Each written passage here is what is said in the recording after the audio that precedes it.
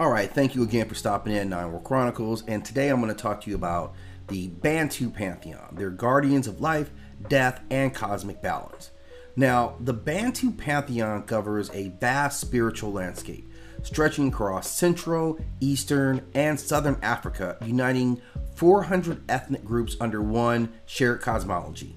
Their deities embody life's cyclical natures, creation, sustenance, death, and rebirth, and maintaining balance between the physical and spiritual realms. Now, their supreme deity was Nzambi Mpunga, and this is an omnipotent, omniscient creator of the universe, responsible for breathing life into all creatures. He oversees the cosmic balance, and he is more of a distant deity, allowing ancestor spirits and intermediaries deal with the day-to-day affairs of mankind.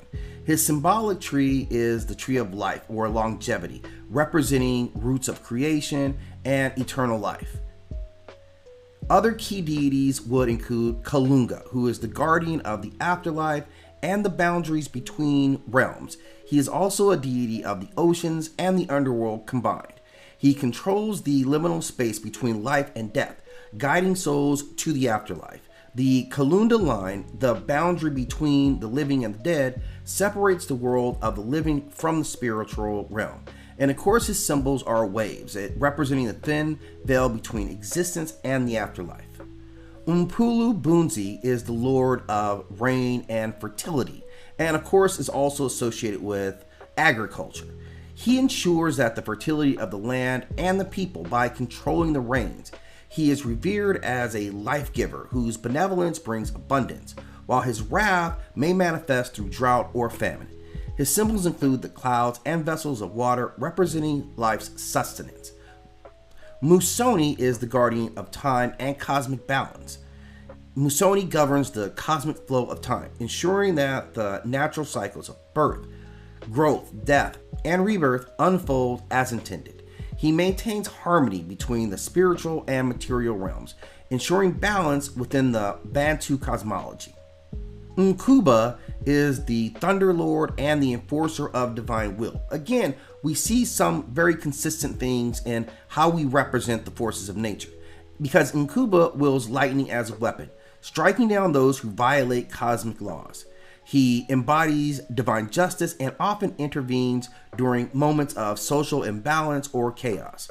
He is of course represented by the thunderbolt and represents power and retribution.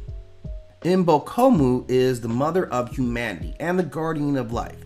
Revered as the ancestral mother, she nourishes humanity and safeguards the balance between life and death.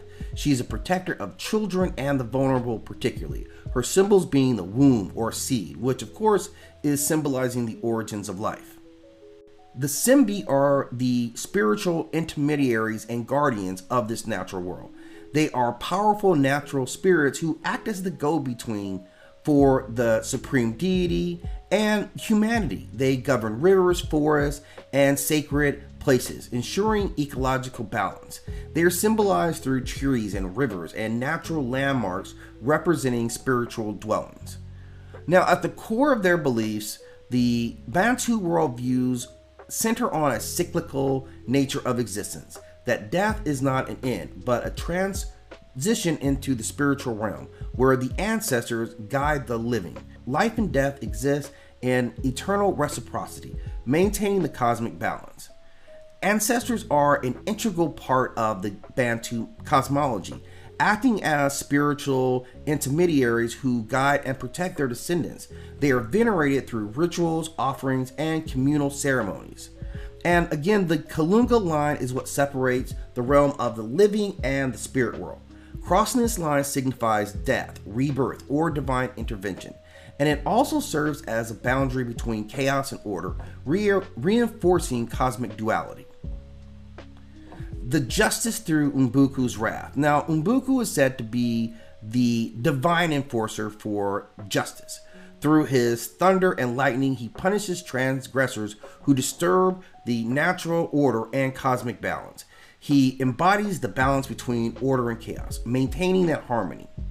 Now, vibrational energy and the power of rituals cannot be overstated in this belief system. So music, drumming, and chants channel vibrational energy to commune with the divine.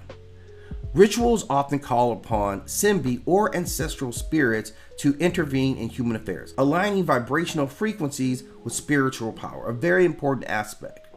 Now, their culture and influence is extremely widespread. Bantu spiritual traditions deeply influence Afro-Caribbean and Afro-Brazilian religions, merging with indigenous and Catholic practices to create new synchronized traditions.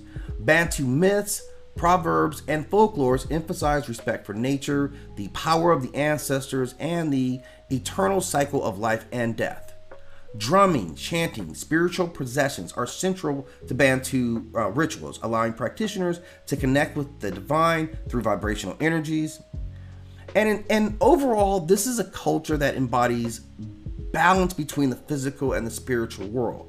Through Nzambi Mumpongo's cosmic design, Kalinga's boundaries between worlds, and Nabuku's thunderous justice, the Bantu worldview reflects an intricate understanding of life, death, and divine order. Ancestors guide the living, Simbi guard the natural world, and rituals align the soul with cosmic rhythms, making the Bantu Pantheon a formidable force of both balance and continuity.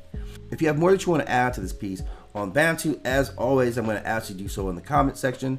And if you do me a favor, if you enjoyed this piece, please hit that like and subscribe.